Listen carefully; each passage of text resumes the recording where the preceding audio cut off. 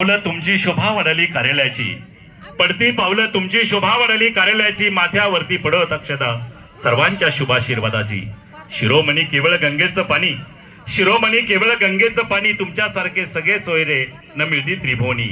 श्रींची इच्छा म्हणून विवाहाला घडूनी यावे मंगल समयी, हीच आमची नम्र विनंती, हीच आमची नम्र विनंती. आणि याच नम्र विनंतीचा स्वीकार करून समस्त कराळे पाटील परिवार आणि समस्त दरेकर पाटील परिवार या दोन स्नेही परिवाराच्या अगत्याच्या प्रेमाच्या आग्रहाच्या निमंत्रणाचा स्वीकार करून आपण सर्व मंडळी आलात.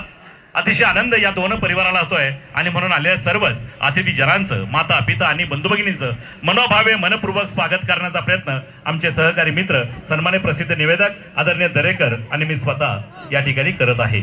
मी पुन्हा एकदा आलेल्या सर्व अतिथी जनांचं मनपूर्वक स्वागत करून विनंती करतो, कृपया गर्दी खूप आहे, बैठक व्यवस्था या ठिकाणी कमी पडत असेल तरी थोडं सहकार्य करा. आपण समोरच्या बाजूला येऊन बसा, पाठीमागच्या साईडला गर्दी खूप झालेली आहे, विनंती राहील आपण पुढे बसा.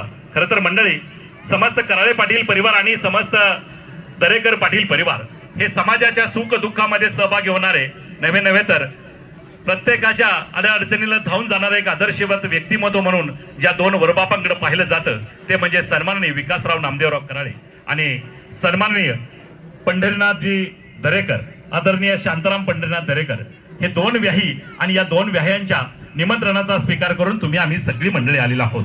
आणि म्हणून आलेल्या सर्व अतिथी जनांचं, माता पिता आणि बंधू भगिनींचं पुन्हा एक बार स्वागत करत असताना समस्त ग्रामस्थ वापगाव आणि समस्त ग्रामस्थ दरेकरवाडी अर्थात शिरूर तालुका आणि खेड तालुक्यातून अनेक दिग्गज मान्यवर मंडळी उपस्थित आहेत. त्यामध्ये राजकीय, सामाजिक, शैक्षणिक, कला, क्रीडा, सहकार, कामगार, वकील, डॉक्टर, पत्रकार, काही छायाचित्रकार मंडळी उपस्थित आहेत.